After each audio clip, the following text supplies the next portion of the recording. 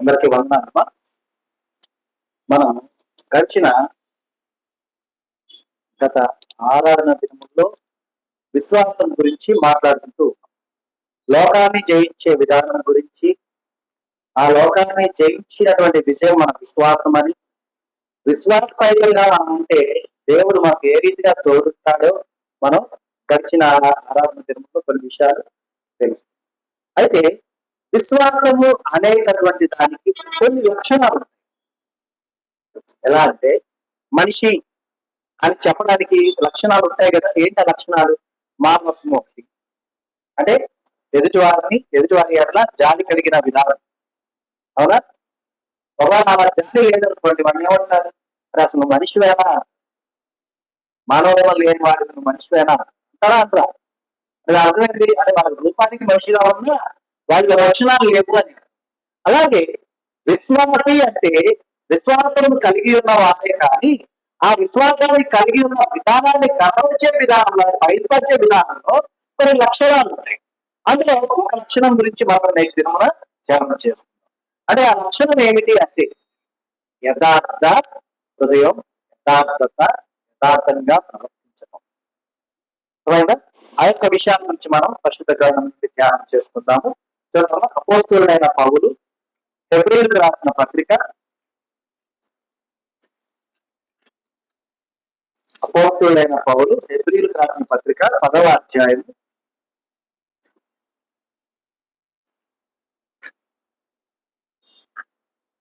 22వ వచనం చూడండి.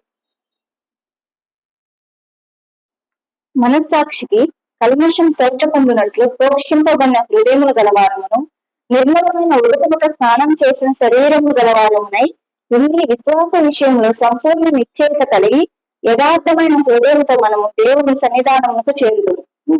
ఇక్కడ మనం రాయబడినటువంటి చదవబడినటువంటి లేఖనాన్ని మనం పరిశీలిస్తే కనుక ఏమైనా రాయబడుతుందా?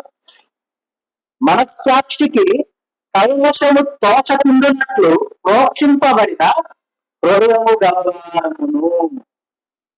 అంటే మనస్సాక్షి ఉంటుంది. మనస్సాక్షి మనల్ని కొన్ని విషయాలు కనిపిస్తుంది. నువ్వు చేసిన కరెక్ట్ కాదు, నువ్వు మార్చుకో, కొన్ని విషయాల్లో నువ్వు చేంజ్ చేసుకోవాల్సిన అవసరం ఉంది అన్నప్పుడు మనం ఏం చేస్తాడు? ఆ మనస్సాక్షిని తీసి పక్కన పెట్టాలి. అలాగా. కానీ దేవుని సన్నిధానంలో చేరాలి అన్నటువంటి ఆలోచన మనకు ఉన్నదా లేదా? నిజంగా మనం అంతా కూడా దేవుని రాజ్య వారసులుగా ఉండాలనే కదా దేవుని అనుసరిస్తూ ఉన్నాము కాదా? అవునా కదా? ఇప్పుడు మనము దేవుని రాజ్య వారసత్వాన్ని పొందుకోవడం కోసం కదా ఎంత ప్రయాసపడుతున్నాం. అవునంటారా కాదంటారా? అంతేగాని ఇదిగో నేను పరలోకానికి కాదు పాతాళానికి వెళ్ళాలని దేవుని సన్నిధానానికి వస్తున్నానని అనేవాళ్ళు ఎవరు ఉన్నారా? ఎవరూ ఉండదు. ఎందుకంటే పాపి మారు మనసు ఎందుకు పొందుతున్నారు? దేవుని రాజ్య వారసత్వాన్ని పొందుకోవడానికి. అవునా? కాబట్టి మనస్సాక్షికి కల్మషము తోచకుండా ఉండాలి. గమనించండి. అర్థమైందా?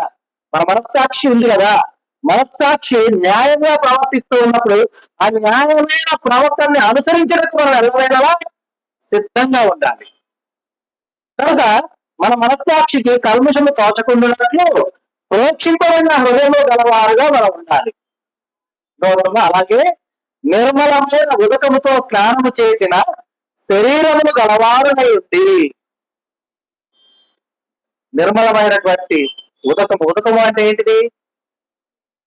ఏదమ్మా ఉడికించేది అని అర్థమా? ఉదకం అంటే ఏంటి? నేను చెప్పలేదు. ఎవరు? నీళ్ళేనా? ఏమన్నా ఎప్పుడు మాట్లాడలేదా? నీరు.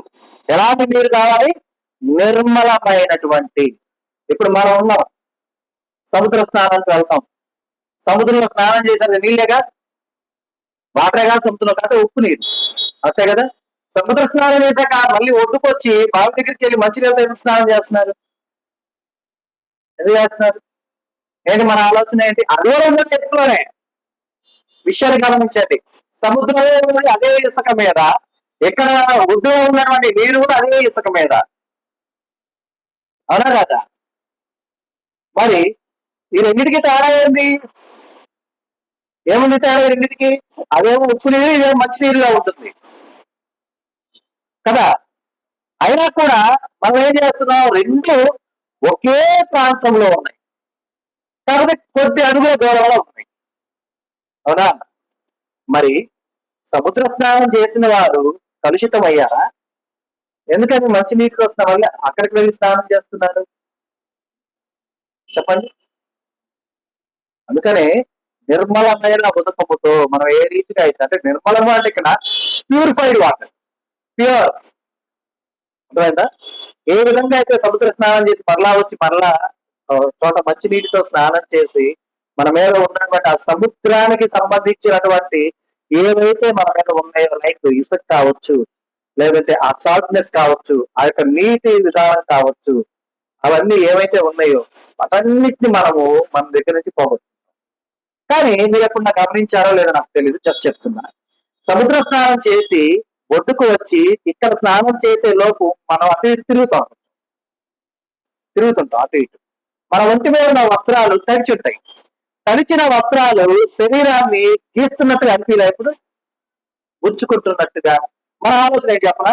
అది ఇసుక ఉంటుందిలే, ఇసుక వేరు ఉంటుంది కాబట్టి అది గుచ్చుకుంటుంది. కానీ ఇసుక లేకపోయినా కూడా అది ఏమవుతుంది అంటే ఒక ర్యాష్నెస్ వచ్చింది బాడీ మీద. అదే మీరు అక్కడికి వెళ్ళి మామూలు నీటితో స్నానం చేసినప్పుడు ఏమైపోద్ది? ఆ ర్యాష్నెస్ పోయి తర్వాత మీరంతా కూడా ఫ్రెష్ గా ఉన్నటువంటి ఫీలింగ్ మనకు వస్తుంది అనమాట. సో అదే విధంగా నిర్మలమైనటువంటి ఉదకముతో స్నానం చేసినటువంటి శరీరము కలవారమై ఉండి విశ్వాస విషయంలో సంపూర్ణ నిశ్చయత కలిగి, సంపూర్ణ నిశ్చయత అంటే అర్థమైందంటే విశ్వాసయుతమైనటువంటి ప్రయాణాన్ని ప్రతి ఒక్కరిని కూడా మొదలు పెడతాం. కానీ వెళ్లే కొద్దీ లోకానుసారమైన కొన్ని విషయాలు కావచ్చు, లేకపోతే మనకు సంబంధించిన కొన్ని బాధ్యతలు కావచ్చు, లేదంటే మనకు సంబంధించిన కొన్ని లోపాలు కావచ్చు, ఇవన్నీ మనల్ని ఏం చేస్తాయంటే ఒక చోట మనల్ని ఆపేస్తాయి. సో దేవుడు ఏమంటున్నా అంటే ఆ రీతిగా కాకుండా సమస్తమును విడిచిపెట్టి దేని విషయం భయపడక సంపూర్ణమైనటువంటి నిశ్చయత, నేను విశ్వాసిని, నేను విశ్వాసిగానే జీవించాలి, విశ్వాసిగానే మరణించాలి. అర్థమైందా? మనుషులనే కదమ్మా, మనిషిగా పుట్టాము, మనిషిగానే మరణిస్తామా లేకపోతే జంతువుగా మరణిస్తామా? ఎలా మరణిస్తాం? మనిషిగానే మరణిస్తాం. కానీ అలా కాకుండా రాక్షసుడిగా ఈ లోకం ముందు జీవించి మరణించామనుకోండి. ఇప్పుడు మా దేశం కోసం పోరాడినటువంటి వాటికి గురి వేశారు. దేశం అంతా అయ్యో పాపం అంటది, అర్థమైందా? అంటది కదా. అదే ఒకతడు ఏదైనా హత్య లేకపోతే ఇంకోటో చేసి ఊరేశారు అనుకోండి, అతనికి అయ్యో పాపం ఎవరైనా అంటారా? తగిన శిక్ష పడింది అంటారు. అలాగే జరగాలంటారు. ఏంటి కారణం? వాడు మనిషే, కానీ వాడు పుట్టింది మనిషిగా, కానీ మరణించింది మనిషిగా కాదు. మరి నీవు క్రీస్తులో జన్మించింది విశ్వాసిగా, మరి క్రీస్తులో నిద్రించేదే కదా ఉండాలి, విశ్వాసిగానే ఉండాలి కదా. ఉండాలా వద్దా? ఉండాలి. కనుకనే మన యొక్క విశ్వాస విషయంలో సంపూర్ణంగా నిశ్చయత మనకు ఎప్పుడు ఉండాలి. ఎవరన్నా మనల్ని బాధించారనుకో, విశ్వాస సహితమైనటువంటి ప్రార్థన చేసుకోవాలి. అవుతుందా? ఎదుటి బాధించాను కాదు, అయ్యా నాకు ఊరటని అయ్యా, నాకు దాన్ని ఎదుర్కొనే శక్తిని అయ్యా. అర్థమవుతుందా? అంటే సంపూర్ణమైనటువంటి నిశ్చయత అంటే ఏంటంటే సంకల్పం అనుకో, కన్ఫర్మ్. అంటే ఇప్పుడు యేసు ప్రభువు కొన్ని విషయాలు చెప్తూ ఉంటారు, నిశ్చయముగా నీవు అంటాడు. అంటే అర్థం ఏంటి? కన్ఫర్మ్డ్ గా. అలాగే మనం కూడా విశ్వాస విషయంలో కన్ఫర్మ్నెస్. లోపం రావచ్చు, ఇబ్బంది కలగచ్చు, బాధ్యత గుర్తు రావచ్చు, ఏదైనా రావచ్చు, కానీ నువ్వు విశ్వాసాన్ని కోరుకోవు అనుకో, నీ అవసరం తీర్చబడతాయా? సకాలంలో తీర్చబడతాయమ్మా? తీర్చబడాలి అంటే, సకాలంలో తీర్చబడాలి అంటే ఏం కావాలి? నిశ్చయత కావాలి. చూడండి, ఇప్పుడు మన ఇంట్లో ఇప్పటి వరకు మీరు మీ ఇళ్లలో ఒక ఫంక్షన్ ఏదో జరిగే ఉంటుంది, ఏదో చిన్నది కావచ్చు, పెద్దది కావచ్చు, ఏదో ఒక ఫంక్షన్ ప్రతి ఇంట్లో జరిగింది. ఆ ఫంక్షన్ జరగటానికి ఫలానా డేట్ ఫిక్స్ చేసుకున్నాక ఆ డేట్ కు సంబంధించినటువంటివి ఏమేమి చేకూర్చుకోవాలి, ఏమేమి బయట నుంచి తేవాలి, ఏమేమి మన దగ్గర నుంచి తీసుకోవాలి, ఎవరెవరిని పిలవాలి, ఎంతమందిని పిలవాలి, అనేటటువంటి ఆలోచన ముందుగా చేస్తారా చేయరా? చేసిన ఆ ఆలోచన కార్యము సమయానికి ఆచరిస్తారా ఆచరించరా? ఆచరించరా? ఆచరిస్తాం. ఎందుకని? నిశ్చయత. అలా ఏముంది? నిశ్చయత. పలానా సమయానికి సమస్తము ఈ విధంగా సమకూర్చుకోవాలి, వచ్చిన వారి దగ్గర నుండి ఏ మాట రాకుండా అందరికీ చూడాలి. అంతే కదా, వడ్డించే వాళ్ళకి ఒక మాట చెప్తాం, వండే వాళ్ళకి ఒక మాట చెప్తాం. ఏమని? అయ్యా కొంచెం ఎక్కువ తినా పర్వాలా, మనుషుల్ని చూసుకొని ఎప్పటికప్పుడు సిద్ధపరచు. ఎవరు కూడా ఆకలితో తిరిగి వెళ్ళకూడదు. వారు మిగిలితే అయితే పంచుకుందాం, లేకపోతే పనిచేసుకుందాం. అంతేనా? అంతేకాని ఇదిగో 100 మందిని పిలిచా, నువ్వు 50 మందికి ఇవ్వండి చెప్తావా? చెప్తావా? చెప్పం. అయినా పర్లేదు, 10 మందికి ఎక్కువగా పర్లా, కానీ చూసుకొని ఒకవేళ అయిపోతుందంటే వెంటనే సిద్ధం చేయాలి. ఎందుకని? ఒక నిశ్చయత. ఏంటి ఆ నిశ్చయత? నా ఇంట వేడుకకు వచ్చిన వారు ఎవరు కూడా ఆకలితో వెనుతిరిగి వెళ్ళకూడదు. ఆకలి వేసి వెళ్ళకూడదు, అందరూ తినేయాలి. పోతే మిగిలితే మిగిలింది ఏమా, మిగిలితే ఎంత మిగిలింది? ఎంతో కొంత మిగిలింది. ఒక 10 మంది తినేది మిగిలింది, పంచుకుంటాం. ఒక 20 మంది తినేది మిగిలింది, ఎవరో ఒకరిని పిలిచి చుట్టాలతో ఎవరో ఒకరికి ఇచ్చి పంపిస్తాం. ఇంకా ఎక్కువ మిగిలింది, ఎవరికి వస్తే పెడతాం, లేదంటే పడేస్తాం. ఏమైంది? కానీ ఏ ఒక్కరు కూడా ఆకలితో వెనక్కి వెళ్ళరు కదా. మరి ఈ లోపల ముందు ఒకవేళ ఆకలితో వెనక్కి వెళ్ళిపోయారనుకో ఏమంటారు? రేపొద్దున వచ్చి మీ మీద కేసు వేస్తారా? మరుసటి రోజు పోలీస్ స్టేషన్ మిమ్మల్ని రమ్మని చెప్తారా? కోర్టుకు తీసుకెళ్లి మిమ్మల్ని జైల్లో వేపిస్తారా? లేదుగా. కానీ ఏం ఆలోచన మనలో ఉంటది? అరే వాడు ఆకలితో వెళ్ళాడంటే నేను సరిగ్గా చేయలేదని వాడు అనుకుంటాడు, నాకు మాట రాకూడదు. అవునా? అదే కదా మన యొక్క ఆలోచన. మరి ఇదంతా బాగుంది, విశ్వాసం విషయంలో ఎందుకని నిశ్చయతని మనం ఫాలో అవ్వలేకపోతున్నాం? మరి అక్కడ దేవునికి మాట రాదా? మనకు కాదు, దేవునికి రాదా? అపవాదం అంటది, వీడిగా ఎంచుకుంది, వీడి చూడు ఎలా ఉన్నాడు, వీడినా, వీడి కోసం రక్తం చిందించింది, వీడి కోసం ముళ్ళ కిరీటం పెట్టుకుంది, వీడి కోసం ఆ తోటాలకు దెబ్బలు తిన్నావు, వీడి కోసం అరచేతులకి అరికాలకి మేకులు కొట్టించుకున్నావు, వీడి కోసం ఆ ఉమ్మి ఇచ్చుకున్నావు మొఖాన అని అపవాది అంటూ ఉంటే యేసయ్య ఏమన్నా మాట్లాడగలుగుతాడా మన విషయమే? మనం అనుకోవచ్చు మేము ఎక్కడ ఉన్నామన్నా, అట్లా మేము ఎప్పుడు కూడా పర్ఫెక్ట్ గా ఉన్నాం కదా. ప్రార్థన చేసుకునే విషయంలో, పాటలు పాడుకునే విషయంలో, వాక్యం ధ్యానం చేసుకునే విషయంలో, వాక్యం బోధించే విషయంలో, వాక్యాన్ని అనుసరించే విషయంలో, అన్నిట్లో కూడా మేము ఎక్కడ లోపంగా లేమే, పర్ఫెక్ట్ గా ఉన్నాం కదా, పర్ఫెక్ట్ గా ఉన్నాం. కానీ విశ్వాస సహితమైన క్రియ ఏది? క్రియలేని విశ్వాసము ఒంటిగా ఉండి ఏమైపోతుందా? మృతమైపోతుంది. ఉపయోగం ఉందా? లేదు. అందుకని విశ్వాస విషయంలో సంపూర్ణ నిశ్చయత కలిగి యథార్థమైన హృదయముతో, ఇప్పుడు చూడండి, విశ్వాస విషయముతో ఎలా ఉండాలి మనం? ఎలా ఉన్నామో సంపూర్ణ నిశ్చయత కలిగి ఉండాలి. అలాగే యథార్థమైన హృదయముతో మనము దేవుని సన్నిధానముకు చేరుదుము. అంటే ఇక్కడ మనకి ఏమేమి కావాలి? దేవుని సన్నిధికి చేరాలి అంటే మనం ఏమేమి ఉండాలమ్మా? ఫస్ట్ నిష్కల్మషంగా ఉండాలి, అంటే అదే కదా, కల్మషం లేని మనస్సాక్షి ఉండాలి. తర్వాత ఎలా ఉండాలి? నిర్మలమైనటువంటి ఉదకముతో స్నానము చేసిన వారు. అంటే దాని అర్థం ఏంది? మనం ఎప్పుడు కూడా పవిత్రంగా ఉండాలి, పరిశుద్ధంగా ఉండాలి. అర్థమవుతుందా? స్నానం చేసిన వారమే. అలాగే విశ్వాస విషయంలో నిశ్చయత, సంపూర్ణమైన నిశ్చయత కలిగి యథార్థమైన హృదయముతో దేవుని సన్నిధానముకు చేరుదుము. దేవుని సన్నిధానముకు చేరడానికి ఎలా ఉండాలో క్లియర్ గా మాటలో చెప్పడం జరిగిందన్నమాట. కాబట్టి మనము దేవుని సన్నిధానానికి చేరాలి అనేటటువంటి ఆలోచనతోనే మనం అందరం చేస్తాం. మనం పాటలు పాడినా, ప్రార్థన చేసుకున్నా, ఎవరికైనా వాక్యాన్ని బోధించినా, సాక్ష్యాన్ని వివరించినా, మనల్ని మనం మలుచుకున్నా, ఏమి చేసినా కూడా ఇదంతా కూడా కేవలం దేవుని సన్నిధానంలో చేరుటకు మాత్రమే. కాబట్టి ఆ సన్నిధానాన్ని కోల్పోయే విధమైనటువంటి ఆలోచన కలిగి జీవించడం ఏదన్నా ఉపయోగకరమేనా? ఉపయోగకరమేనా? అసలు మనలో చాలా మంది ఎలా ప్రవర్తిస్తారు చెప్పండి? వారిలో నిజంగా పరిపూర్ణమైన విశ్వాసం ఉందని భావిస్తారు, అందులో తప్పు లేదు.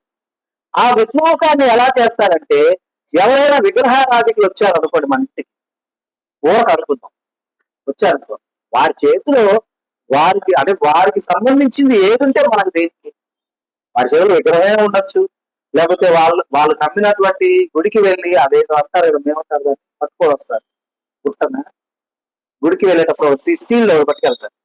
వాళ్ళు గుడికి వెళ్ళి నిన్ను పలకరించాలి, మీ ఇంటికి వచ్చారనుకో, ఏదో ముందు తీసి బయట పెట్టరా, ఏది బయట పెట్టి రావాలా, అని వాళ్ళ చేతిలో ఉన్నది బయట పెట్టి రావాలా? అంటే అక్కడ నీ ఫీలింగ్, మన ఫీలింగ్ ఏంటంటే, అయ్యో మేము గొప్ప విశ్వాసులము, విగ్రహారాధనకు సంబంధించిన ఏది కూడా నువ్వు పట్టుకుని మా ఇంటికి రావద్దు, అది బయట పెట్టి నువ్వు లోపలికి రా అని. ఏంటి నీకు భయమా? అది వస్తే నీ విశ్వాసం కోల్పోతుంది. ఏమా ఏం ఆలోచిస్తున్నాం మనం? ఇది నిజంగా విశ్వాసమేనా? ఎందుకని నువ్వు ఎదుటి వారిని బాధించావు, వారేమో నువ్వు బొట్టు పెట్టుకోవాలా? ఏమా అంటే బొట్టు అంటే నా ఉద్దేశం ఏంటంటే విగ్రహార్పితమైన బొట్టును తీసుకుని నీకు ఎవరు పెడుతున్నారా? లేదుగా. నిన్ను పలకరీయడానికి వచ్చారు, నీ యొక్క శ్రేయోభిలాషి అయి వచ్చారు, శ్రేయస్సు ఎలా ఉందో చూడటానికి వచ్చారు, శ్రేయస్సు కోరి వచ్చారు. వారిని ఆహ్వానించు, వారితో ఏముందో నీకు అనవసరం. కానీ నువ్వు అక్కడ వారికి పరిచయం చేస్తుంది ఏంటిది? దేవుని ప్రేమను పరిచయం చేయాలి.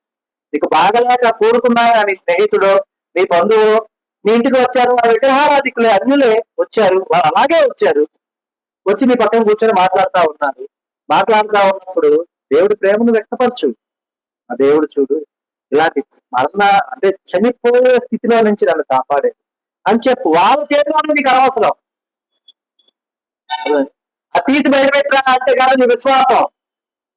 అది ఉన్నా సరే నిన్ను నువ్వు నిరూపించుకునేదే నీ విశ్వాసం. అర్థమైందా? కాబట్టి మనం గమనించాలి. అయితే మనం అనుకోవచ్చు, కొంతమంది ఏం చేస్తారంటే ఇలాంటి విషయాల్లో ఒక్కొక్కసారి పడిపోయే వారుగా ఉంటారు. అంటే విశ్వాస విషయంలో స్థిరులైనటువంటి వారుగా ఉంటూ వారి అవసరతను బట్టి విశ్వాస లోపాన్ని కలుగు చేసుకుంటారు వాళ్ళు. ఎలా అంటే ఇప్పుడు మనకు చాలా ముఖ్యమైన అవసరం ఉంది. అంటే జస్ట్ నేను ఒకరిని చూశాను కాబట్టి చెప్తున్నానమ్మా, ఎవరిని కూడా కించపరచట్లేదు. అంటే వారు విగ్రహారాధికులే, నాతో సహాయం ఉండి నా దగ్గరికి వచ్చారు, మన మధ్య బయట కూర్చొని.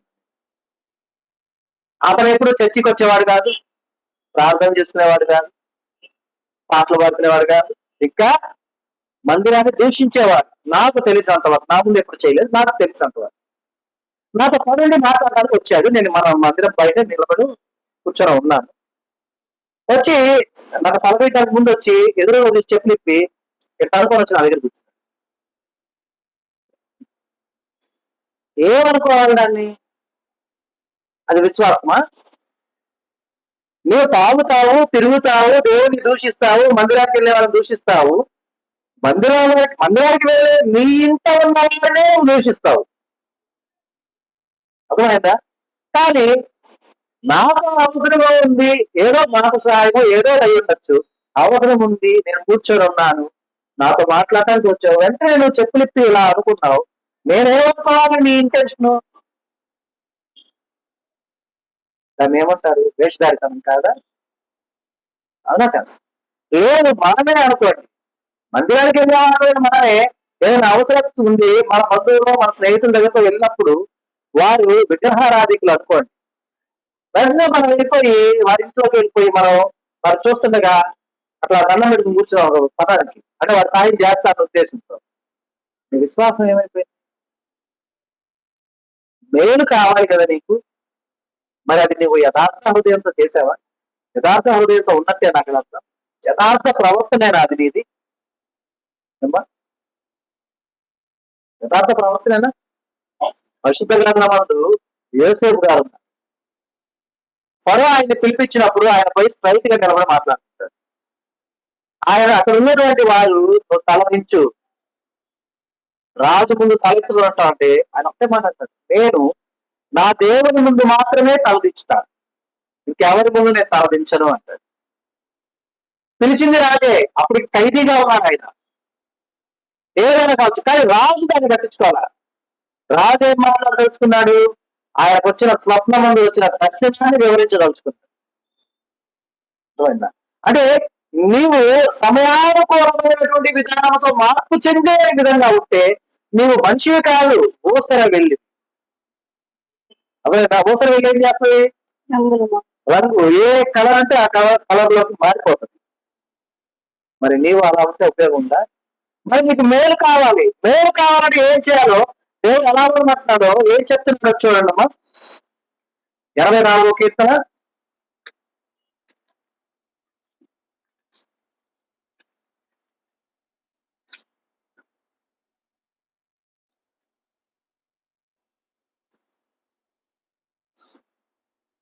11వ వచనం చూడండి. 84వ కీర్తన 11వ వచనం. దేవుడైన యెహోవా సూర్యుడును కేడుమునై ఉన్నాడు.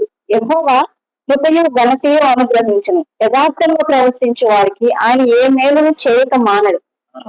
యథార్థంగా ప్రవర్తించే వారికి ఆయన ఏ మేలును చేయక మానడు. అంటే అర్థం ఏంటి? ప్రతి మేలు చేస్తాడని. అవునా కదా? అవునా కదమ్మా? ప్రతి మేలు చేస్తాడు. అందుకని ఏమంటున్నాడు చూడు, దేవుడే యెహోవా సూర్యుడును కేడమునై ఉన్నాడు. అంటే ఇక్కడ సూర్యుడు అనగానే వెంటనే పొద్దున్నే లేచి వెంటనే సూర్య నమస్కారాలు చేయవాకండి. దాని అర్థం ఏంటంటే దేవుడు చెప్పిన విధానంలో అంత వెలుగుగా ఉన్నాను అని అర్థం. అర్థమైందా? వెంటనే సాయంత్రం సంధ్య వేళ ఉదయం సూర్యోదయం వేళ వెళ్ళిపోయి ఎదురుగా నిలబడి సూర్య నమస్కారాలు చేస్తూ మా దేవుడు అని అనవా. అర్థమవుతుందా? మళ్ళీ ఎంత అమాయకంగా అంటారు. అన్న అక్కడ రాసింది కదా, దేవుడైన యెహోవా సూర్యుడును కేడమునై ఉన్నాడు అని. అంటే సూర్యుడు కేడమునై ఉన్నాడంటే సూర్యుడిగా ఉన్నాడు, కేడముగా ఉన్నాడు అని అర్థం. అంటే దాని అర్థం వెలుగుగా ఉన్నాడు, నేను రక్షించే శివుడుగా ఉన్నాడు, అంటే కవచంగా ఉన్నాడు అని అర్థం. అర్థమవుతుందా? అంతేకాదు యెహోవా కృపయు ఘనతయు అనుగ్రహించును. ఈ లోకంలో మనకు మర్యాద కాదు. దేవుడు ఏమంటారు ఇక్కడ? నీకు కృప అనుగ్రహిస్తాను, అలాగే ఘనత కూడా అనుగ్రహిస్తాను. అయితే ఎప్పుడు యథార్థంగా ప్రవర్తించు వారికి. యథార్థంగా ఉండాలి. యథార్థంగా నీవు ప్రవర్తించావా, నీకు దేవుడే వెలుగుగా ఉంటాడు, నీకు దేవుడే కవచంగా ఉంటాడు, నీకు దేవుని కృప కలుగజేస్తాడు. ఈ లోకమందు పరమందు నీకు దేవుడు ఘనతనిస్తాడు. మరి అవి కావాలంటే విశ్వాసానికి ఉండాల్సిన లక్షణాల్లో మొదటి లక్షణమైన యథార్థత అనేది ప్రతి ఒక్కరికి ఉండాలి. ఇప్పుడు ఇద్దరు పిల్లలు ఏదైనా ఇబ్బంది కలిగి కొట్టుకోవడమో లేకపోతే ఇంకోటి ఏదైనా చేయకూడదు తప్పు చిన్న చిన్న పొరపాట్లు చేశారనుకో, పిలిచామనుకో, ఏం చేశారు మీరని వాళ్ళు ఉన్నట్టు చెప్పుకోవాల. ఎందుకని? యథార్థత. దేవుడు నీ దగ్గర నుంచి కోరుకుంటుంది అదే యథార్థతే. నువ్వు యథార్థత చూపించిన ఎడల నువ్వు ఏ విధంగా దేవుని కనుదృష్టి ఎదుట నిందారహితంగా ఉంటావు? ఉండగలవా? ఉండగలుగుతామా? ఉండలేము. కాబట్టి మనం గమనించాలి. యథార్థత అనేది చాలా ముఖ్యమైనటువంటి అంశమై ఉన్నది. ప్రతి ఒక్కరికి కూడా చాలా ముఖ్యమై ఉన్నది అన్నమాట. కనుక గమనించాలి. ఎందుకంటే యథార్థంగా ప్రవర్తించే వారికి ఆయన ఏ మేలును చేయక మానడు. నీకు ఏ మేలు కావాలో నీకు తెలియదు, ఆ సమయం వస్తే నీకు తెలుస్తుంది ఏ మేలు నీకు కావాలో. అవునా కదా? ఏమా ఇప్పుడు మనం పోతా ఉన్నాం, సరే వెళ్ళేది కాదు. నిన్న మొన్న జరిగింది, ఫ్లైట్ కూలిపోయింది అహ్మదాబాద్ లో. చిన్న పొరపాటు చేశారు వాళ్ళు, చిన్నది, పెద్దది కూడా కాదు. ఏం చేశారు తెలుసా? ఆయిల్ ఫిల్ చేసేటప్పుడు ఆయిల్ స్విచ్ ఆఫ్ చేస్తారు. ఫిల్ చేసిన తర్వాత స్విచ్ ఆన్ చేయడం మర్చిపోయారు వాళ్ళు. ఆయిల్ ఫిల్ చేసిన వాళ్ళు పైలట్కి ఎట్లా తెలుస్తుంది? పైలట్ ఏం ఫిల్ చేసుకోరు కదా ఆయిల్. అందులో ఉన్నటువంటి ఆయిల్ 30 seconds మాత్రమే మూవ్ అవుతుంది అనమాట. ఆ 30 seconds పైకి ఎగిరింది. 30 seconds తర్వాత ఆయిల్ ఇంజిన్ లోకి రాలేదు, ఇంజిన్ ఆఫ్ అయిపోయి పడిపోయింది. చిన్న పొరపాటు. స్విచ్ ఆన్ చేయండి, పెద్ద పొరపాట. చిన్న పొరపాటు పెద్ద గాయాన్ని తెచ్చిపోయింది. అది కావాలని చేశారా లేక పొరపాటున జరిగిందా అనేది తర్వాత సంగతి. మనకు అనవసరం అది. అక్కడ అవసరమైన మేలు ఏంటి? సమయానికి ఆ స్విచ్ ఆన్ చేయటం అనేది అక్కడ మేలు. అదేనా? ఇప్పుడు అందులో ఉన్నటువంటి వారికి ఆ మేలు అవసరమై ఉన్నది. అలాగే ఆ సమయం అందు, అలాగే మనకు ఏ సమయం అందు ఏ మేలు అవసరమో మనకు తెలియదు. తెలుస్తుందా? దారి తప్పిపోయిన వారికి సరైన దారి చెప్పుట ఆ సమయం అందు వారికి చేసే మేలు. అవునా కదా? గొంతు ఎండిపోయి నడుస్తున్నటువంటి వారికి ఆ సమయం అందు దాహము తీర్చుట వారికి మేలు. ఎందుకో తెలుసా? గొంతు ఎండిపోయి చనిపోయే అవకాశాలు ఎక్కువ ఉంటాయి కాబట్టి. దారి కారక తిరుగుతున్నారు అనుకోండి, నీ వాడెవరో నీకు కనపడరు. అప్పుడు నువ్వు సర్వైవ్ అవ్వగలుగుతావా? కనుక ఏ సమయం నీకు ఏ మేలు అవసరమో నీకు నాకు మనకు ఎవరికి తెలియదు. కానీ ఎవరికి తెలుసు? దేవునికి మాత్రమే తెలుసు. కాబట్టి యథార్థంగా నీవు ప్రవర్తిస్తూ ఉంటే కనుక నీకు అవసరమైనటువంటి మేలు నీ యొక్క అవసరమైన సమయాన నీకు తప్పక దేవుడు చేస్తాడు. అదే వివరిస్తూ ఉన్నాడు. అది వివరిస్తూ ఏమంటాడు? నేను నీకు వెలుగును, నేను నీకు రక్షణ కేడమును, నేను నీకు కృపను ఘనతను ఇచ్చేవాడు. నీవు యథార్థంగా ప్రవర్తిస్తావు కాబట్టి నీ విషయమందు ఏ మేలు కూడా నేను చేయకుండా మాను. ఎలాంటి మేలైనా సరే చేసేస్తాను. కాబట్టి మనం గమనించాలి. మరి మేలు దేవుని యొద్ద నుండి పొందుకోవాలి. మనుషులు మేలు చేస్తారనే ఆలోచనతో మనుషులకు ముఖస్థుతి చేసేవారుగా మనం ఎప్పుడు ఉండిపోతాం. మనలో ఉన్నటువంటి సర్వసాధారణమైన లక్షణం ఏంటంటే, ఒకరితో మనకు అవసరం ఉంటే అబ్బా వాళ్ళని పొగుడుతాం చూడండి, వాళ్ళంతటా వాళ్ళు మనకు ఉంటారు, వాళ్ళ గురించి వాళ్ళకి వీళ్ళకి గొప్ప గొప్పగా చెప్పేస్తాం. అదే వాడు నీకు 99 సార్లు మేలు చేసి ఏదో ఒక్కసారి వాడికి కుదరక నీకు సహాయం చేయలేదా? 99 ఇక నీకు గుర్తుండవు. ఆ ఒక్కటే, అరే ఎంత అవసరం లేక వాడి దగ్గరికి పోయాను నేను, వాడు చూడరా నాకు సాయం చేయలేదు అరే నీకు ముందు చేసిన 99 ఏమైనా? అరే ఊరుక అదే వాడు ఓరక చేశాడు కానీ ఇది కాదు నాకు ముఖ్యమైనది. అంటే ఎప్పటికప్పుడు నీకు అది ముఖ్యమైందే. అరే ఇక వాడు నీకు మేలు చేయడానికే వాడు ఉండాలా? ఇక వాడి సంసారం లేదు, వాడి కుటుంబం లేదు, వాడి అవసరతలు లేవు, వాడి అక్కలు లేవు, వాడి బాధ్యతలు లేవు, నీకు మేలే చేయాల. అంతేనా? ఏమా? కానీ నీవు ఎన్నిసార్లు నీకు మేలు అవసరమైనా సరే అన్నిసార్లు చేయటానికి నీకై ఒకరు కునుకక నిద్రించక ఉన్నారన్న సంగతి నీకు గుర్తెరుగుతున్నావా? గుర్తుంచుకుంటున్నావా? గ్రహించగలుగుతున్నావా? అది గ్రహించాలి. అది గ్రహించిన ఎడల ఈ లోకమందు ఒకరి సాయం కోసం ఎదురు చూడం మనం. ఎందుకని? నీకు సహాయం చేయడానికి దేవుడు ఎప్పుడు కూడా సిద్ధంగా ఉంది. అలా సిద్ధంగా ఉండాలంటే నువ్వు ఎలా ఉండాలి? యథార్థంగా ప్రవర్తించే విధానంతో ఉండాలి. అలాగే చూడండమ్మా, సామెతల గ్రంథము 2వ అధ్యాయము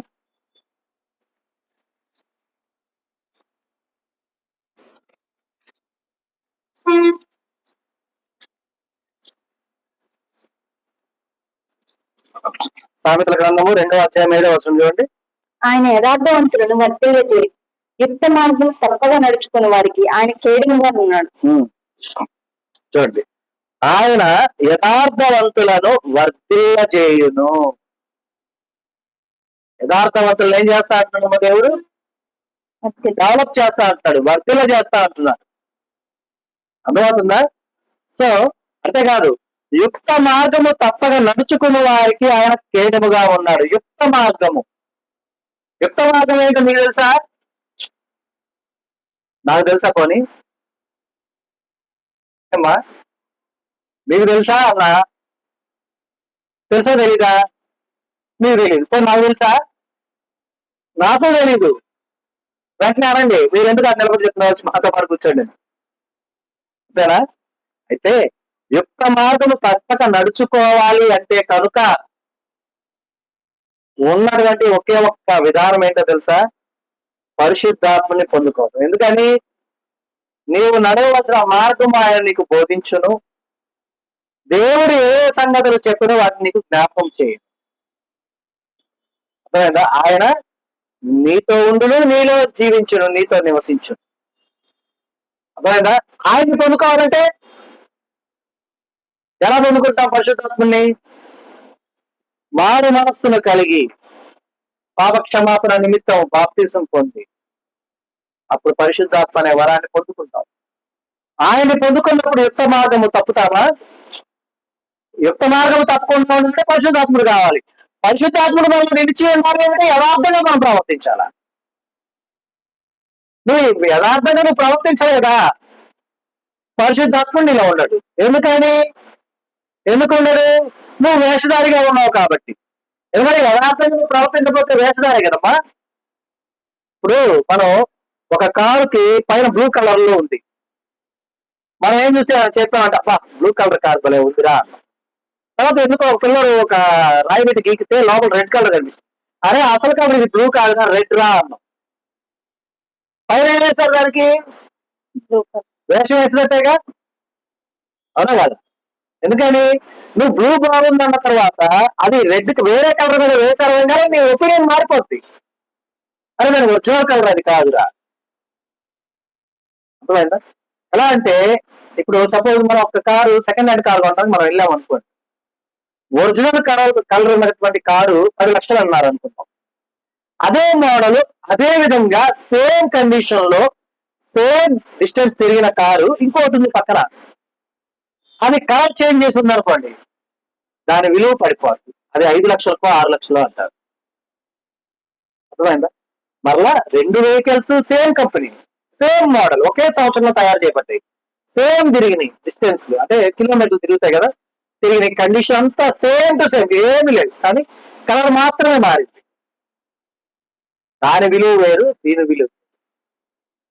మరి నీవు యథార్థత అన్న నీ యొక్క నిజమైనటువంటి కలర్ నువ్వు బయటకు చూపించగలిగితే నీ విలువ అత్యధికంగా ఉంటుంది. అలా కాకుండా వేషధారి తరంగా ఉంటే నీ విలువ పడిపోయే విధంగా ఉంటుంది. కాబట్టి మనం గమనించాలి, మన యొక్క విలువ ఎప్పుడు పెరగాలనే ఆలోచనలో మనం ఉంటాం. అలా పెరగాలి అంటే కనుక దేవుడు చెప్పిన విధానంతో మనం ఉండాలి. ఎందుకంటే ఆయన ఏం చేస్తా అంటున్నాడమ్మా? యథార్థవంతులను వర్ధిల్ల చేస్తా అంటున్నాడు. అదేనా? డెవలప్ చేస్తా అంటున్నాడు, ఎత్తి పట్టుకుంటా అంటున్నాడు. అంతేకాదు వాళ్ళని స్ట్రాంగ్ చేస్తా అంటున్నాడు. అలాగే యుక్త మార్గం తప్పక నడుచు వారికి, అంటే మంచి మార్గం ఏదైతే ఉందో, సత్య మార్గం ఏదైతే ఉన్నదో అది తప్పక నడుచుకునే వారికి ఆయన కేడుగా ఉంటా అంటున్నాడు. అంటే రక్షించుకుంటా అంటూ ఉన్నాడు, కాపాడుతానంటూ ఉన్నాడు. కాబట్టి మనం గమనించాలి, యుక్త మార్గమును యథార్థమైన విధానమును మనం విడువక ఫాలో అయ్యేవారుగా ఎప్పుడు ఉండాలన్నమాట. కాబట్టి గమనించండి. అలాగే చూడమ్మా 28వ అధ్యాయము, అదే గ్రంథము 28వ అధ్యాయము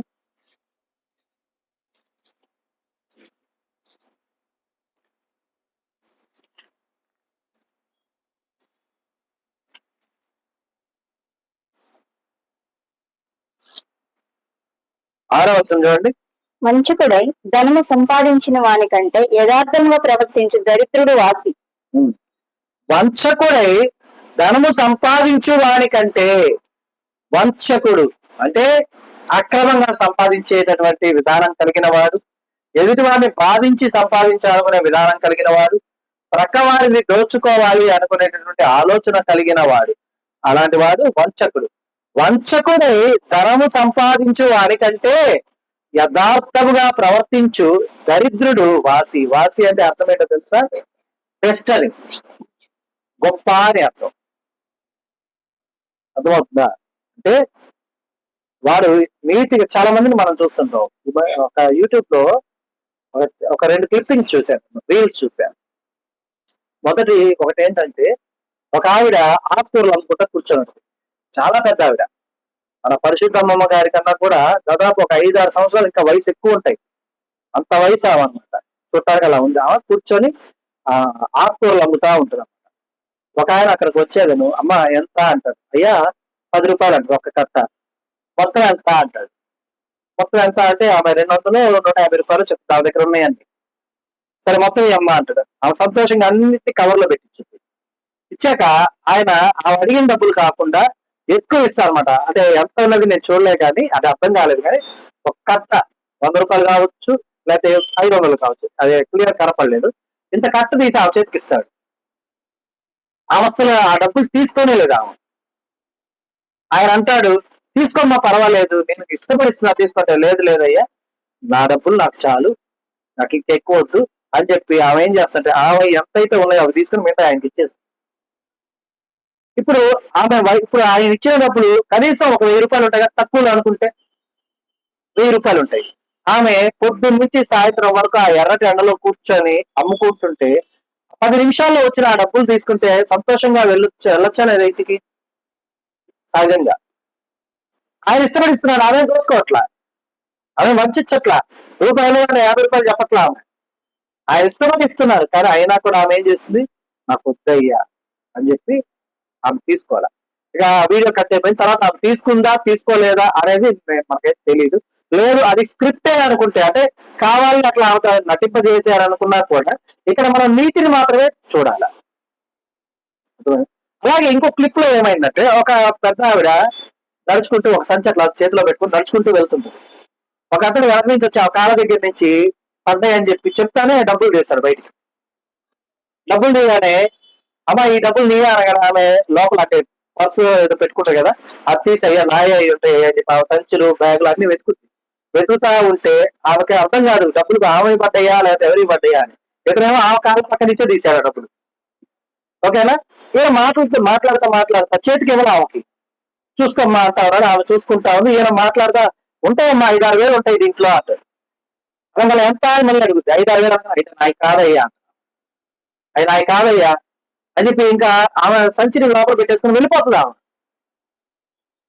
అర్థమైందా. అంటే ఇక్కడ ఆమె చూడటానికి పేద స్త్రీ లాగే ఉంది, ధనవంతురాలు అయితే కాదు. అర్థమైందా.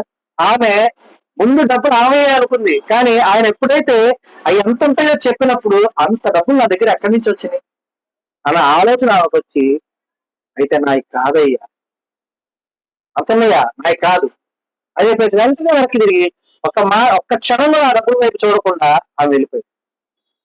అర్థమైందా. ఇప్పుడు ఆ వీడియో చూసిన వాళ్ళు నిజంగా ఎంత మంది అంటే అప్పుడు తీసుకోవచ్చు కదా అనే వాళ్ళు ఉంటారు, ఏమా బా ఎంత నిజాయితీగా ఉందో చూడు అనే వాళ్ళు ఉంటారు. రీసెంట్ గా చెన్నైలో జరిగింది ఒక చిన్న సంఘటన. వెరీ రీసెంట్ డేస్ అనమాట. ఒక 10 రోజులు 15 రోజులు జరిగిన సంఘటన చెప్తున్నా. మరి ఆ రోజు ఏదో నాకు ఐడియా లేదు, కానీ యూట్యూబ్ లో చూడండి. ఒక 5వ తరగతి పిల్లాడు 6వ తరగతి పిల్లాడు నడుచుకుంటా వెళ్తా ఉంటే వాడికి డబ్బులు కట్ట ఒక 50,000 ఉంటాయి. డబ్బులు కట్ట దొరికింది. వాడు ఆ డబ్బులు తీసుకొని నేరుగా పోలీస్ స్టేషన్కి వెళ్ళి, సార్ నాకు ఈ డబ్బులు దొరికినాయి, ఎవరియో తెలుసుకొని వాళ్ళకి ఇవ్వండి సార్ అని చెప్పి చెప్తాడు. చెప్తే ఆ స్టేషన్ ఆఫీసరు, అరే నువ్వు తీసుకోవచ్చు కదా అంటే, నాయి కాదు కదా సార్, నాయి కానీ నాకు ఎందుకు, పాపం ఎవరియో వాళ్ళకి ఏ అవసరం ఉందో, వాళ్ళు ఎంత కష్టపడి సంపాదించుకున్నారో వాళ్ళకి ఇవ్వండి సార్, వెతికి వాళ్ళు ఎవరో తెలుసుకొని అంటే, ఆ స్టేషన్ ఆఫీసర్ ఒక మాట అడుగుతాడు, అరే సరే ఇస్తా గానీ నీకేమంటే ఇష్టం. అదే అతను కూడా ఇష్టపడ్డాడు, ఆ నిజాయితీ చూసి అతను ఇష్టపడి ఏమన్నాడు, అరే నీకేమంటే ఇష్టమో చెప్పురా నేను ఇస్తాను రా అంటాడు ఇష్టంతో. ఆ పిల్లోడు అన్నాడు, సార్ నేను సూపర్ స్టార్ రజనీకాంత్ ని ఒక్కసారి చూడాలని సార్. అనగానే వెంటనే ఆ ఆఫీసరు రజనీకాంత్ గారితో మాట్లాడి వాళ్ళిద్దరికి మీటింగ్ ఏర్పాటు చేసి అబ్బాయి నాన్న తీసుకెళ్ళాక రజనీకాంత్ గారు ఏం చేశారు తెలుసా, ఈ ప్రపంచంలో నువ్వు ఏ స్కూల్లో అయినా చదువుకో, ఎంత హైయెస్ట్ స్కూల్లో అయినా చదువుకో, నీ చదువు అంతా నేను ఖర్చు పెడతాను. ముందు చూడండి ఆ ముస్లిం పిల్లాడు అనమాట కుర్రోడు. అంటే ముస్లింల ఆలోచన ఏంటంటే వారు వడ్డీలకు కూడా డబ్బులు తీసుకోరమ్మా, వడ్డీలకు కూడా ఇవ్వరు వాళ్ళు చాలా మంది. ఎందుకో తెలుసా, వాళ్ళ దృష్టిలో అది హరాం అంటే పాపం. అన్యాయంగా తీసుకోవటం, ఒకరిని ఆశించటం, అంటే అందరూ అలా ఉన్నారని అందరూ అలా లేరని కాదు నా ఉద్దేశం. అంటే యథార్థతతో ఉన్న వాళ్ళ గురించి చెప్తున్నా. ఒకరి సొత్తు అన్నది నేను తీసుకుంటే అది పాపముగా ఆ సోదరులు భావిస్తారు అనమాట. అంటే హరాం, అది పాపం. ఆ పాపం నా ఇంట ఉంది కూడా, ఆ చిన్న బిడ్డకు కూడా ఆ ఆలోచన వచ్చిందంటే ఇంట్లో ఉన్న తల్లిదండ్రులు ఆ బిడ్డను ఎలా పెంచుంటారో ఆలోచించండి. ఆ బిడ్డ ఇప్పుడు ఏం తెచ్చుకున్నాడు? నిజాయితీగా ఉన్నాడు, యథార్థతగా ఉన్నాడు, పాపము రాకూడదు అనుకున్నాడు. ఏం తెచ్చుకున్నాడు ఆ అబ్బాయి? వాడికి అయ్యో తాత అవుతావు. కానీ వాళ్ళ నాన్న ఎంత సంపాదించినా వాడిని గవర్నమెంట్ స్కూల్ కు లేకపోతే ఒక మోస్తారు స్కూల్ కు పంపించగలడు. ఎందుకంటే వాళ్ళ పరిస్థితి వాళ్ళని అందరినీ అక్కడ చూపిస్తారు ఫోటోలు వాళ్ళని చూస్తే. కానీ రజనీకాంత్ గారి దగ్గరికి వెళ్ళగలిగాడంటే ఎలా వెళ్ళాడు? ఎలా వెళ్ళాడమ్మా? వాడు కోట్లు ఖర్చు పెట్టి వెళ్ళాడు ఆయన దగ్గరికి. ఇప్పుడు సినిమా తీసి వెళ్ళాడా? వాడి నిజాయితీని వ్యక్తపరిచాడు. అలాగని చెప్పి పోలీస్ స్టేషన్కి వెళ్ళి డబ్బులు ఇస్తున్నాను నన్ను రజనీకాంత్ తో కలపండి అల్లా. ఆ ఆఫీసర్ అడిగాడు, అరే నీకు ఏమంటే ఇష్టం రా అని. అప్పుడు ఇతను చెప్పారు, సార్ నాకు రజనీకాంత్ గారు అంటే చాలా ఇష్టం సార్ అంటారు. వెంటనే వాళ్ళు మాట్లాడి ఏర్పాటు చేశారు. ఆ పిల్లాడు ఎంతవరకు చదివినా కూడా వాడి విద్య అంతా ఉచితము క్లియర్ గా చెప్పారు. మనం ఏమని చెప్పారు తెలుసా? ఎలాంటి కాలేజ్ అయినా సరే, ఎలాంటి స్కూల్ అయినా సరే, అత్యున్నతమైనదైనా సరే చేరు, నీ జీతం అంటే ఫీజు మొత్తం నేనే కట్టా అని ఆయన ఇచ్చాడు. చివరిలో ట్యాగ్ లైన్ ఒకటి పెట్టారన్నమాట స్టేట్మెంట్ లో. ఏమో తెలుసా? రజనీకాంత్ గారు ఆ అబ్బాయిని దత్తత తీసుకున్నారు. అర్థమైంది? ఏం తెచ్చిపెట్టి అంటే రజనీకాంత్ గారు అంటే గొప్పవాడు అంటే నా ఉద్దేశం దేవుడి కంటే గొప్పవాడు అనేది నా ఉద్దేశం కాదు. కానీ ఈ లోకంలో ఒక పేరు గడించాదనే కదా. ఇప్పుడు మీలో మనం ఇక్కడ కూర్చున్నాం, మీలో ఎవరికన్నా ఫోన్ చేసి అమ్మా నేను రజనీకాంత్ అమ్మా పలానా స్టార్ని అంటే ఫస్ట్ నమ్మరు. సరే వీడియో కాల్ చేయమ్మా అన్నందుకు మీరు వీడియో కాల్ చేసినప్పుడు నిజంగా ఆయన మాట్లాడాడు అనుకో, సంతోషం ఉండరా? రజనీకాంత్ కాదు, ఎవరైనా సరే గొప్ప పేరు గడించిన వారు ఎవరైనా సరే మనతో మాట్లాడారు, మన ఇంటికి వస్తా అన్నారంటే ఎలా ఉంటుంది మన సంతోషం? అవునా? మరి చూడండి, యథార్థతకు ఉన్నటువంటి శక్తి అలాంటిది. దేవుడు అంటాడు, ఆజ్ఞలను అనుసరించావా, ఆజ్ఞ వెనక ఉన్న ఆశీర్వాదం నీకు లభించు. యథార్థత అనే ఆజ్ఞను ఫాలో అయ్యో, ఆజ్ఞ వెనక ఆశీర్వాదం ఉంది. ఏమనుంది ఇందాక మనం చదువుకున్న దాంట్లో? ఏ మేలు కూడా చెయ్యక మానడు. ఆ బిడ్డ అంత నిజాయితీగా ఉన్నట్టు ఆ బిడ్డకు చదువు అంటే ఎంత ఇష్టమో ఆలోచించాల. ఆ చదువుని ఆ బిడ్డ ఉన్నతమైన చదువులు చదువుకోవడానికి దేవుడు అవకాశం ఇచ్చాడా లేదు? వారి ఆలోచన ప్రకారం వారి దేవుడే అనుకోవచ్చు. కానీ ఇక్కడ దేవుడు అన్నప్పుడు సర్వలోకానికి దేవుడు ఒకరే కదా. పేర్లుగా చెప్పట్లా. దేవుడు అన్యుడైనా, క్రైస్తవుడైనా, లేకపోతే మన ముస్లిం అయినా, ఎవరైనా సరే దేవుడు అంటే వారి ఆలోచనలో గాడ్ అంటే వారి నమ్మిన వారు ఒకళ్ళే. మరి ఆ దేవుడు ఆ బిడ్డకు మేలు చేశాడంట. అందుకని చెప్తున్నాడు, వంచకుడై ధనము సంపాదించు వారికంటే యథార్థంగా ప్రవర్తించు దరిద్రుడు బెటర్. అర్థమవుతుందా? కాబట్టి మనం గమనించాలి, స్వల్పమైనటువంటి లాభాపేక్షతో వంచకులుగా మనం జీవించకూడదు. ఒక 1000 రూపాయలు ఎక్కువ వస్తుందని, 1,00,000 రూపాయలు ఎక్కువ వస్తుందని మనం ఆశించకూడదు. అర్థమవుతుందా? కాబట్టి గమనించాలి. అలాగే 18వ వచనం చూడండి. యథార్థంగా ప్రవర్తించేవాడు రక్షింపబడును, మూర్ఖ ప్రవర్తన గలవాడు హఠాత్తుగా పడిపోవును. యథార్థంగా ప్రవర్తించేవాడు ఏమవుతాడమ్మా? రక్షించబడు. మూర్ఖ ప్రవర్తన గలవాడు హఠాత్తుగా పడిపోవు. మనం యథార్థంగా ప్రవర్తించామా ఎల్లవేళ దేవుడు రక్షిస్తూనే ఉంటాడు. మూర్ఖంగా ప్రవర్తించామా హఠాత్తుగా పడిపోతాం. అర్థమైంది? మూర్ఖ చిత్తులు ఈ రోజు ఉంటారు, రేపు ఉండరు. ఈ రోజు ఆరాధనలో ఉంటారు, రేపు కనపడు. అర్థమవుతుందా? మూర్ఖముగా ఎప్పుడు కూడా ప్రవర్తించకూడదు, యథార్థంగా ఉండాలి. ఎందుకంటే దేవుని యొక్క లేఖనానుసారమైన జీవితం అనేది యథార్థత కలిగి ఉన్న ఎడల నీ యొక్క సంరక్షణ, నీ యొక్క వెలుగు, నీ యొక్క కంచ దేవుడే అయి ఉంటాడు. ఈ యొక్క విధానంలో యథార్థంగా ప్రవర్తించిన వాడు రక్షించబడిన వాడెవడు, మూర్ఖ ప్రవర్తన గలవాడు హఠాత్తుగా పడిపోయిన వాడు ఎవరు అనేది మనం చివరగా చూసుకుంటాం. చూడమ్మా, దానియేలు గ్రంథము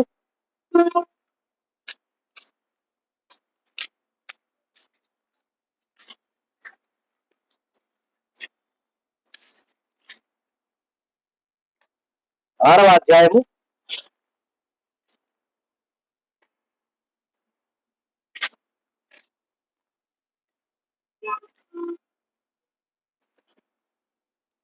దానియేలు గ్రంథము 6వ అధ్యాయము 21 నుండి 24 వచనాలు చదవండి. అందుకు దానియేలు, రాజు చిరకాలం జీవించునుగాక. నేను నా దేవుని దృష్టికి నిర్దోషంగా కనబడుతుని కనుక ఆయన తన దూత నంపించి సింహము నాకు ఏ హాని చేయకుండా వాటి నోరు మోయించును. రాజా, నీ దృష్టికి నేను నేరం చేసిన వాడు కాను గదా అని. రాజు ఇందుని గుర్చి అతి సంతోషభరితుడై దానియేలును గుహలో నుంచి పైకి తీయబడిన ఆగ్నేయిగా బంట్రోతులు దానియేలును బయటికి తీసిరి. అతడు తన దేవుని యందు భక్తి గలవాడైనందున అతనికి ఏ హానియూ కలుగలేదు. రాజు ఆగ్నేయిగా దానియేలు మీద నిన్న మోపిన మనుషులను వారు తోడుకొని వచ్చిన సింహముల గుహలో పడద్రోసిరి. వారిని, వారి కుమారులను, వారి భార్యను పడద్రోసిరి. వారు ఆ గుహ అడుగులకు రాకమునకే సింహములు పాలేరి సింహములు వారి ఎముకలను సైతము పగలపుడికి పొడి చేశాను.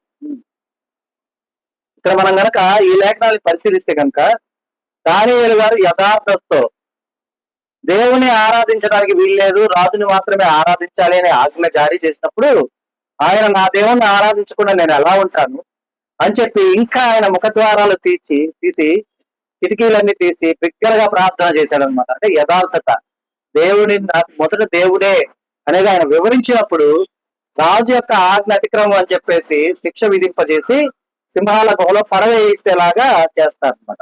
అప్పుడు చూడండి, నేను చదువుతాను 20వ వచనంలో చివరి చదువుతా చూడండి.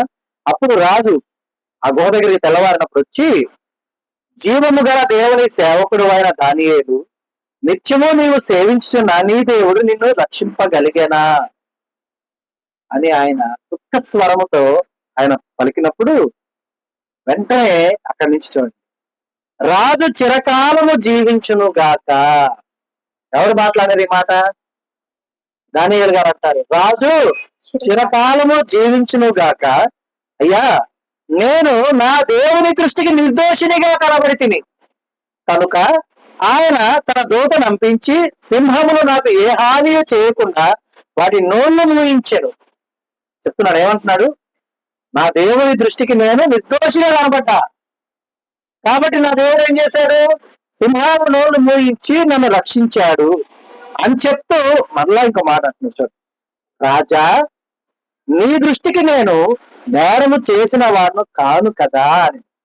అంటే ఆయన రెండు విధాల విషయాలు, అంటే యథార్థంగా రెండింటి చెప్తున్నాడు ఆయన. ఏమని? మొదటిది, అయ్యా నేనే పాపం చేయలా కనుకనే నా దేవుడు నన్ను రక్షించాడు అంటూనే, నేను చేసేది ఏదైతే ఉందో అది నీ దృష్టికి నేరము కాదు కదా అంటే రాజును కూడా అడుగుతున్నాడు, రాజా నీ దృష్టికి నేను నేరము చేసిన వాడును కాను కదా. అంటే యథార్థత ఏంటి అక్కడ? యథార్థత అంటే దేవునికి లోబడ్డ విధానం చూపించాడు ప్రార్థన చేసి.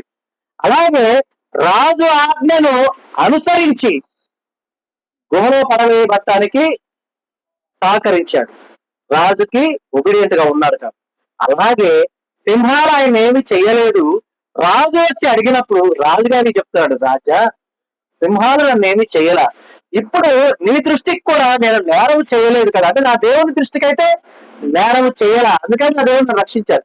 ఇప్పుడు నీ దృష్టిలో నేను నేరం చేసి ఉన్నానా, ఇంకా నీ దృష్టిలో నేరస్తున్నానా అని రాజు యొక్క విధానాన్ని కూడా తెలుసుకుంటూ ఉన్నాను అనమాట. అయితే రాజు ఇతను గురించి అతి సంతోష భరితుడై చాలా ఆనందం వేసింది. ఎందుకని? దానియేలు సజీవంగా ఉంది. దానియేలుని రక్షించిన దేవుని యొక్క మహాశక్తిని, మహిమ కార్యాన్ని ఆయన యొక్క రాజ్యంలోను ఆయన యొక్క అంతఃపురంలోను జరిగిన విధానం, దేవుని యొక్క మహిమ ఆయన అక్కడ చూసి అత్యంత సంతోష భరితుడై వెంటనే దానియేలు గారిని గుహలో నుండి బయటికి తీయమని చెప్పి ఆజ్ఞ ఇచ్చాడు అన్నమాట. అర్థమైందా? చూడండి, ఇందాక మనం చదువుకున్నాం, యథార్థంగా ప్రవర్తించేవాడు రక్షించబడు, మూర్ఖంగా ప్రవర్తించేవాడు హఠాత్తుగా పడిపోవడు. ఆ మూర్ఖంగా ప్రవర్తించినటువంటి వాడు, ఎవరు మూర్ఖంగా ప్రవర్తించింది? ఎవరైతే దానియేలు మీద కక్షను వెళ్ళగక్కారో వారు మూర్ఖంగా ప్రవర్తించారు.